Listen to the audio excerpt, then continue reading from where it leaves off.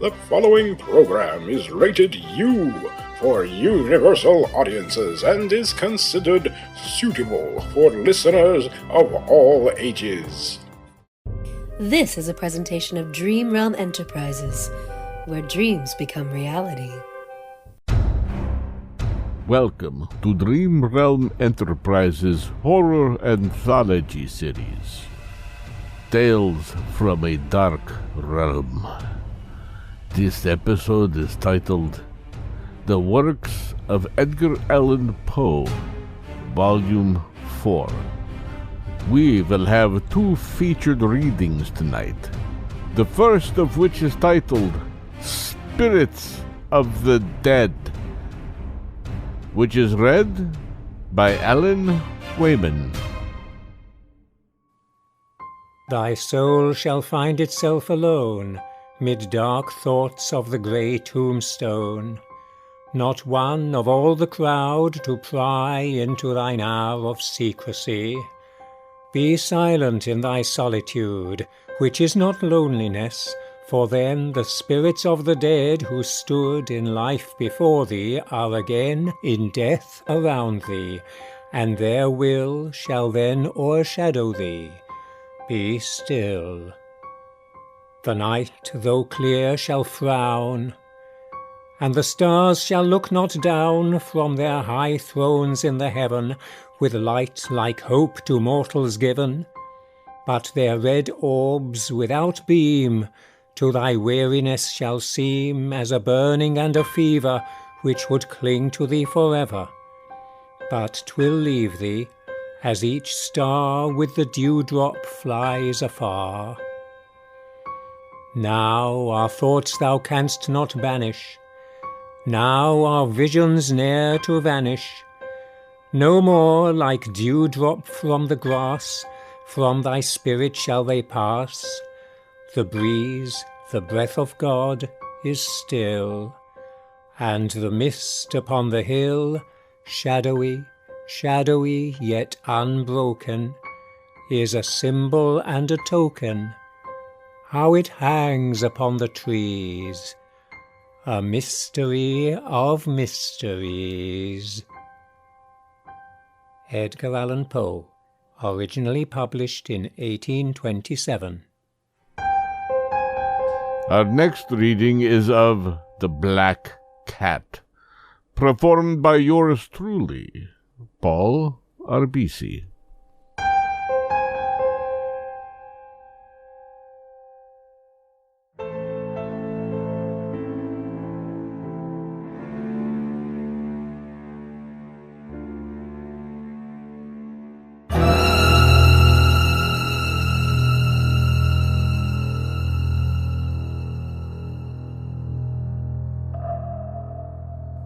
For the most wild, yet most homely narrative which I am about to pen, I neither expect nor solicit belief.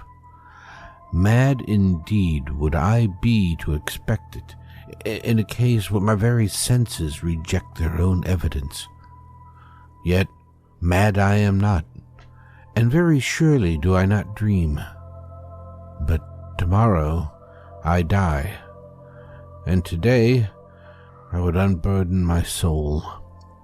My immediate purpose is to place before the world, plainly, succinctly, and without comment, a series of mere household events.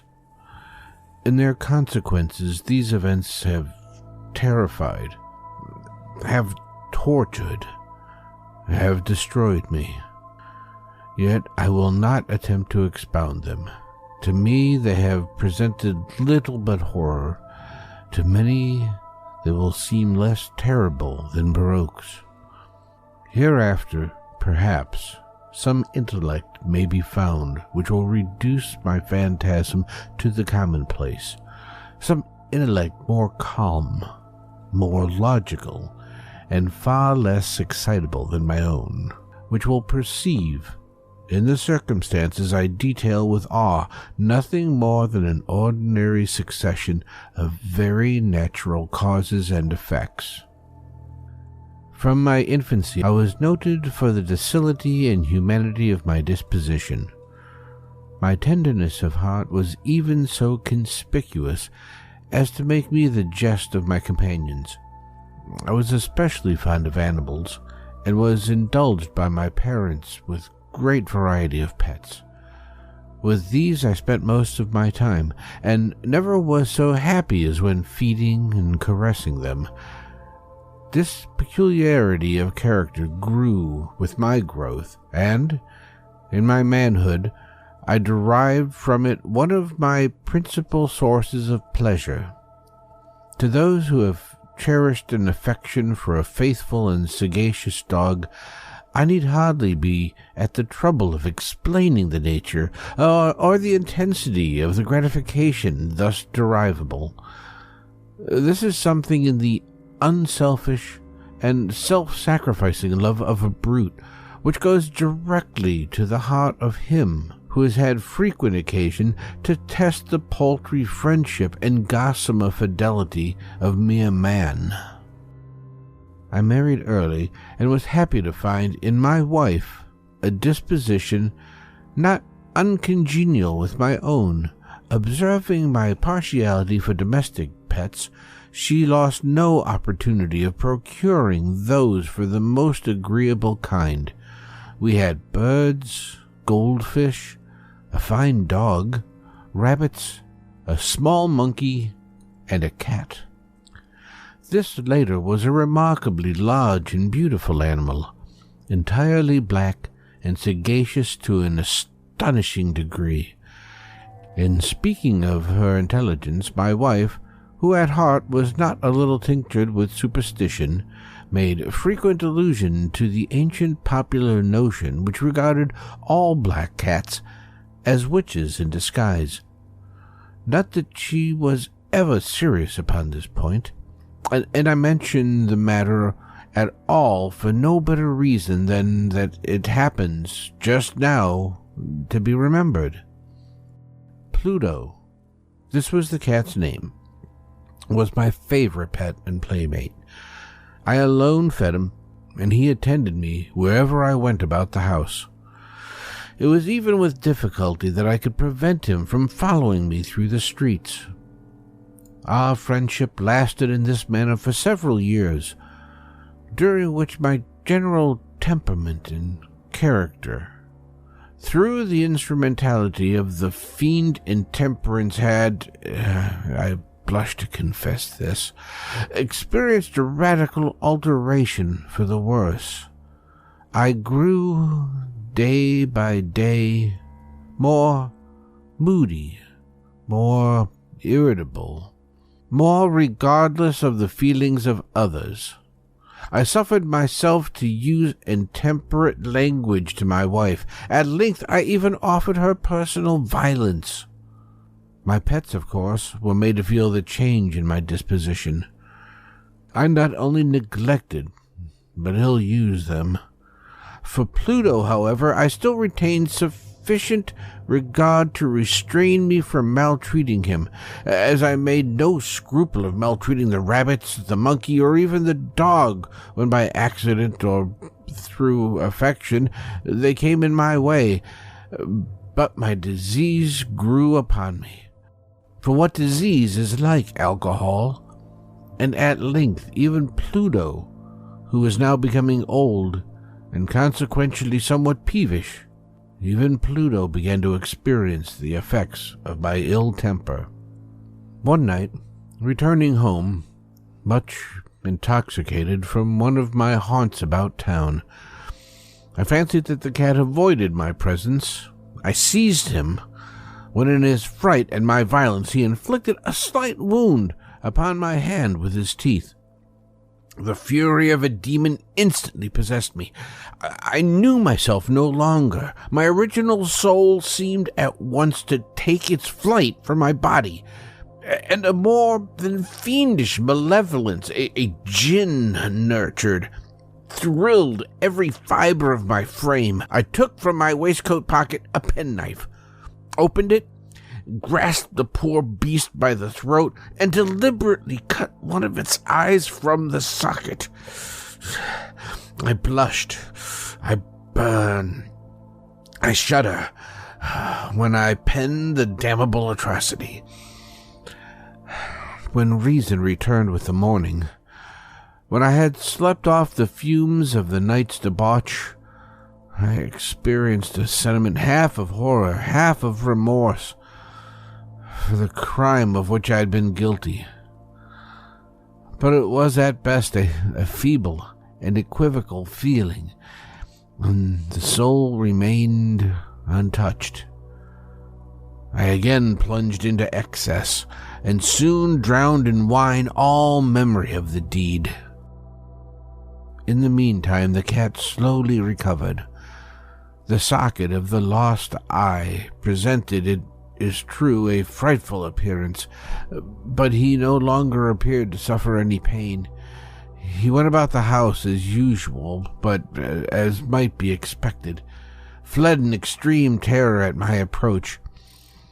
I had so much of my old heart left as to be, at first, grieved by this evident dislike on the part of a creature which had so once loved me. But this feeling soon gave place to irritation, and then came, as if to my final and irrevocable overthrow, the spirit of perverseness. On this spirit philosophy takes no account. Phrenology finds no place for it among its organs. And yet I am not more sure that my soul lives than I am that perverseness is one of the primitive impulses of the human heart, one of the indivisible primary faculties or sentiments which give direction to the character of man.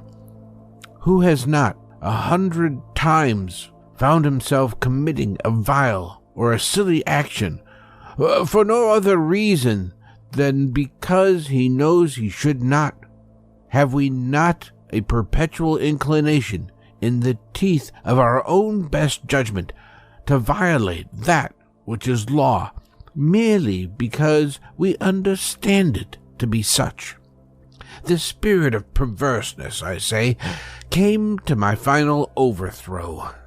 It was this unfathomable longing of my soul to vex itself, to offer violence in its own nature, to do wrong for the wrong's sake only, that urged me to continue and finally to consummate the injury I had inflicted upon the unoffending brute. One morning, in cold blood, I slipped a noose about its neck and hung it to the limb of a tree, hung it with the tears streaming from my eyes and with the bitterest remorse in my heart, hung it because I knew that it had loved me and because I felt it had given me no reason of offense, hung it because I knew that in so doing I was committing a sin, a deadly sin, that would so jeopardize my immortal soul as to place it, if such a thing were possible, even beyond the reach of the infinite mercy of the most merciful and most terrible God. On the night of the day on which this cruel deed was done, I was aroused from sleep by the cry of fire. The curtains of my bed were in flames. The whole house was blazing. It was with great difficulty that my wife, a servant, and myself made our escape from the conflagration. The destruction was complete. My entire worldly wealth was swallowed up, and I resigned myself thenceforward to despair. I am above the weakness of seeking to establish a sequence of cause and effect between the disaster and the atrocity, but I am detailing a chain of facts, and the wish not to leave even a possible link imperfect. On the day succeeding the fire, I visited the ruins. The walls, with one exception, had fallen in. This exception was found in a compartment wall, not very thick, which stood about the middle of the house, and against which had rested the head of my bed. The plastering had here in great measure resisted the action of the fire, a fact which I attributed to it having been recently spread. About this wall a dense crowd were collected, and many persons seemed to be examining a particular portion of it with very minute and eager attention. The words strange, singular, and other similar expressions excited my curiosity.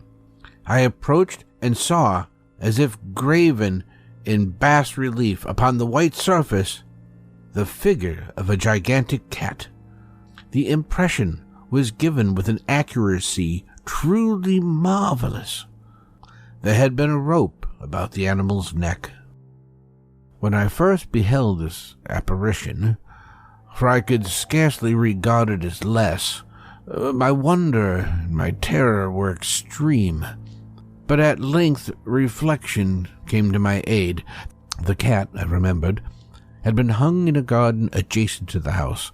Upon the alarm of fire, this garden had been immediately filled by the crowd, by someone of whom the animal must have been cut from the tree and thrown through an open window into my chamber. This had probably been done with the view of arousing me from the sleep. The falling of the other walls had compressed the victim of my cruelty into the substance of the freshly spread plaster, the lime of which the flames and the ammonia from the carcass had then accomplished the portraiture as I saw it. Although I thus readily accounted to my reason, if not altogether to my conscience, for the startling fact just detailed, it did not the less fail to make a deep impression upon my fancy.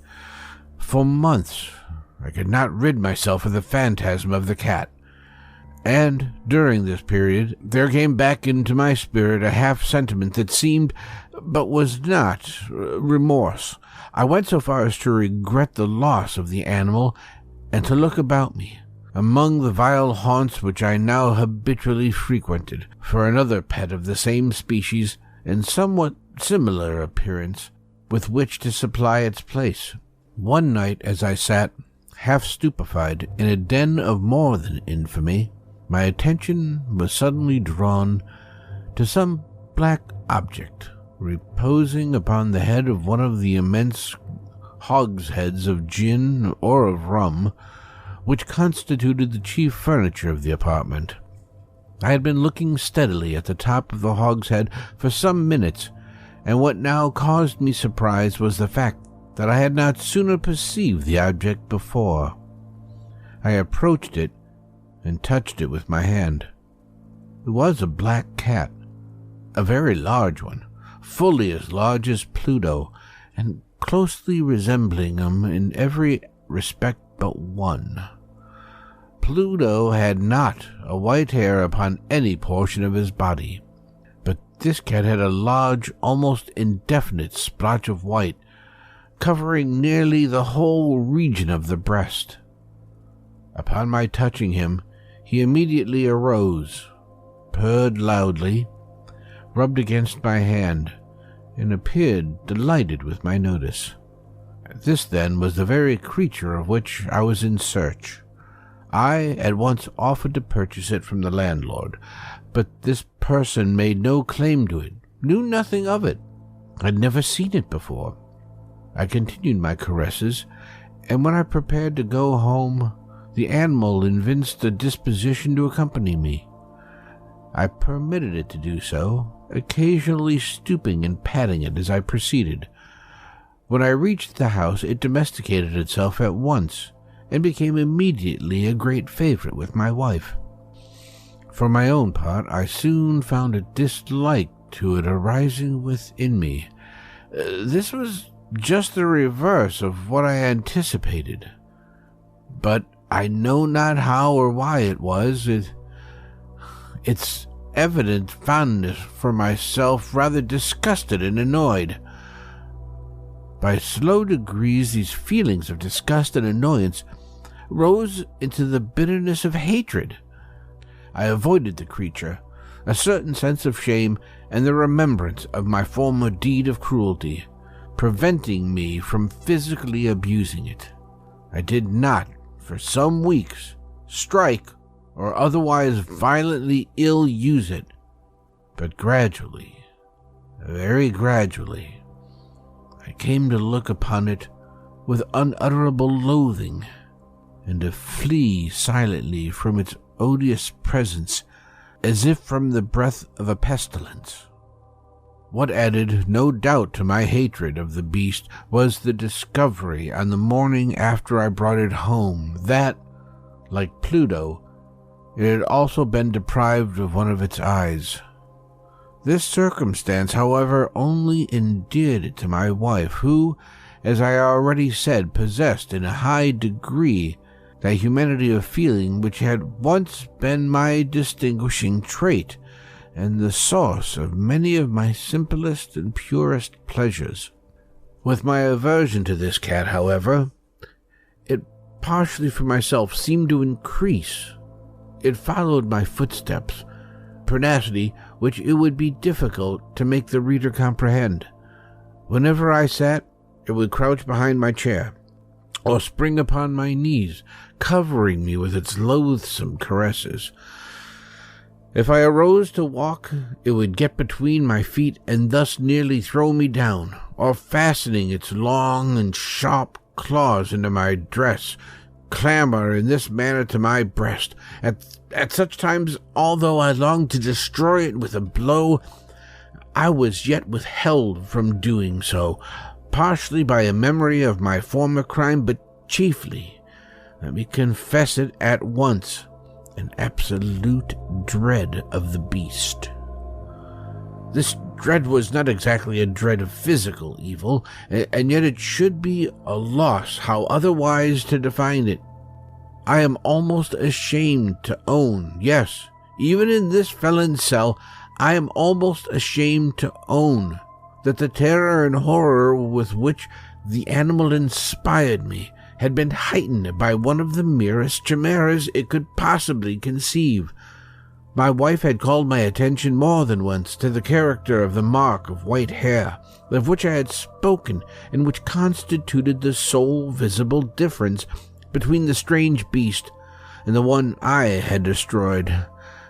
The reader will remember that this mark, although large, had been originally very indefinite, but by slow degrees nearly imperceptible, and which for a long time my reason struggled to reject as fanciful, it had, at length, assumed a rigorous distinctness of outline. It was now the representation of an object that I shuddered to name, and for this, above all, I loathed and dreaded, and would have rid myself of the monster had I dared. It was now, I say, the image of a hideous, of a ghastly thing, of the gallows. Oh, mournful and terrible engine of horror and of crime, of agony and of death. And now was I indeed wretched beyond the wretchedness of mere humanity, and a brute beast whose fellow I had contemptuously destroyed, a brute beast to work out of me. For a man fashioned in the image of the high God, so much of insufferable woe.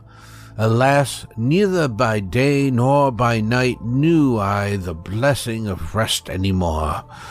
During the former, the creature left me no moment alone, and in the latter I started hourly from dreams of unutterable fear, to find the hot breath of the thing upon my face, and its vast weight an incarnate nightmare that I had no power to shake off, incumbent eternally upon my heart.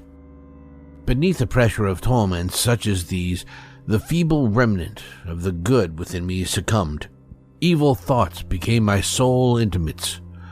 The darkness and most evil of thoughts The moodiness of my usual temper increased to hatred of all things, of all mankind, while from the sudden, frequent, and ungovernable outbursts of fury to which I now blindly abandoned myself, my uncomplaining wife, alas, was the most usual and most patient of sufferers.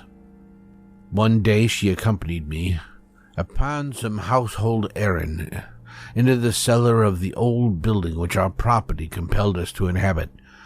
The cat followed me down the steep stairs, and nearly throwing me headlong, exasperated me to madness. Uplifting an axe and forgetting in my wrath the childish dread which had heretofore stayed my hand, I aimed a blow at the animal, which of course would have proved instantly fatal had it descended as I wished. But this blow was arrested by the hand of my wife. Goaded by the interference into a rage more than demoniacal, I withdrew my arm from her grasp and buried the axe in her brain. She fell dead upon this spot, without a groan. This hideous murder accomplished, I set myself forthwith, and with entire deliberation, to the task of concealing the body. I knew that I could not remove it from the house, either by day or by night, without the risk of being observed by the neighbors.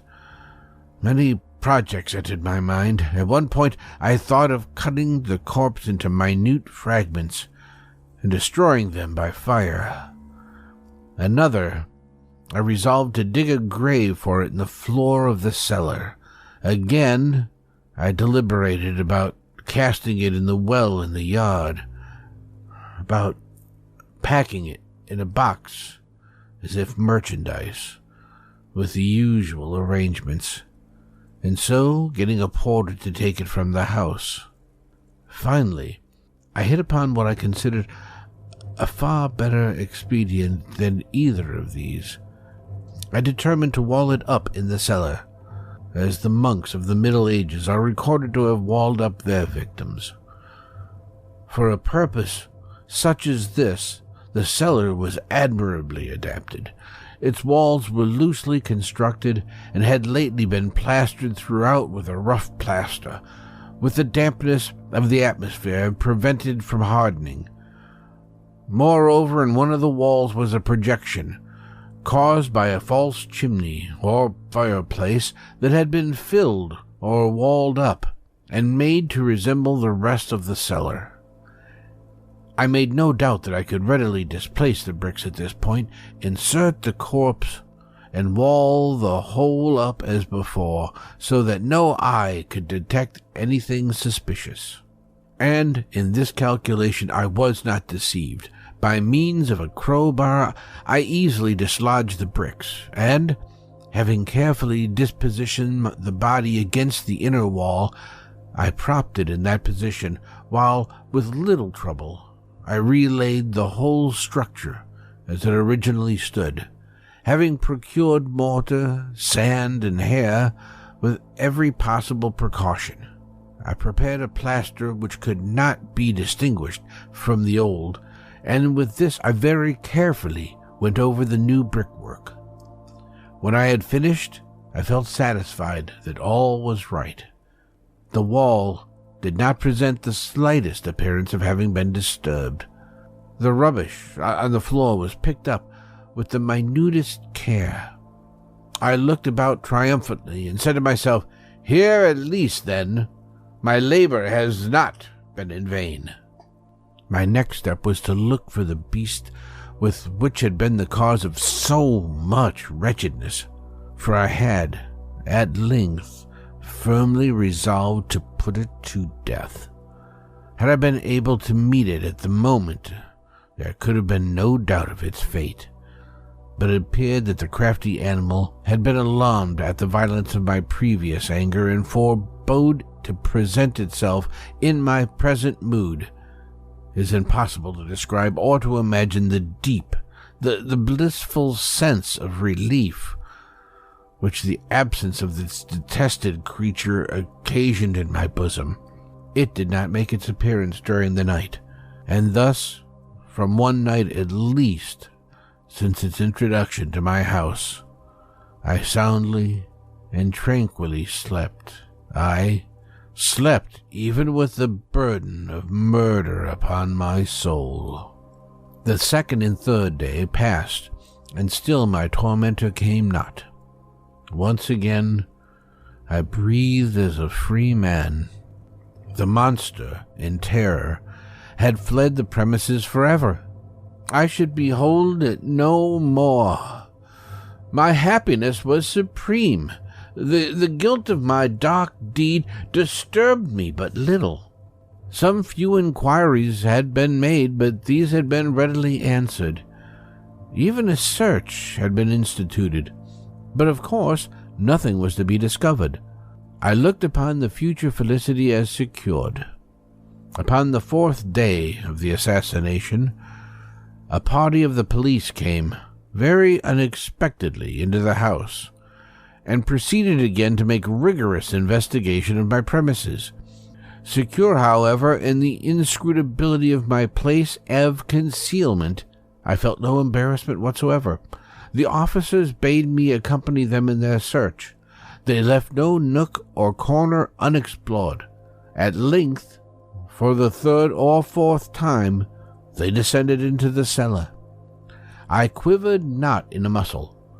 My heart beat calmly as that of one who slumbers in innocence. I walked the cellar from end to end. I folded my arms upon my bosom and roamed easily to and fro. The police were thoroughly satisfied and prepared to depart. The glee at my heart was too strong to be restrained. I burned to say if but one word by way of triumph, and to render doubly sure their assurance of my guiltiness. "Gentlemen," I said at last, as the party ascended the steps, "I delight to have allayed your suspicion. I wish you all health, and a little more courtesy. By the by, gentlemen, this is a very well-constructed house." In the rabid desire to say something easily, I scarcely knew what I uttered at all. I may say an excellently well-constructed house. These walls, are you going, gentlemen? These walls are solidly put together. And here, through the mere frenzy of bravado, I rapped heavily with a cane, which I held in my hand, upon the very portion of the brickwork behind which stood the ghastly corpse of the wife of my bosom. But may God shield and deliver me from the fangs of the arch-fiend. No sooner had the reverberation of my blows sunk into silence than I was answered by a voice from within the tomb, by a cry, at first muffled and broken, like the sobbing of a child, and then swelling into one long, loud, and continuous scream, utterly anomalous and inhuman. A howl, a wailing shriek, half of horror and half of triumph, such as might have arisen only out of hell, conjointly from the throats of the damned in their agony, and of the demons that exult in the damnation. Of my own thoughts it is folly to speak. Swooning, I staggered to the opposite wall. For one instant the party upon the stairs remained motionless, through extremity of terror and awe. In the next, a dozen stout arms were toiling at the wall. It fell bodily. The corpse, already greatly decayed and clotted with gore, stood erect before the eyes of the spectators. Upon its head, the red, extended mouth, and solitary eye of fire, sat the hideous beast whose craft had seduced me into murder, and whose informing voice had consigned me to the hangman. I had walled the monster up within the tomb. Edgar Allan Poe, published 1843. You have been listening to Dream Realm Enterprises Horror Anthology Series, Tales from a Dark Realm, which was presented by Paul Arbisi. Tonight's episode was titled The Readings of Edgar Allan Poe, Volume 4. The featured tales this week were Spirits of the Dead, read by Alan Weyman, and The Black Cat, read by Paul Arbisi. The post-production editor was Maria Mazur. The co-editor, sound designer, director, and producer for tonight's episode was Jonithan Patrick Russell. The music heard in this program was provided by Kevin McLeod. Join us again soon for another chilling episode.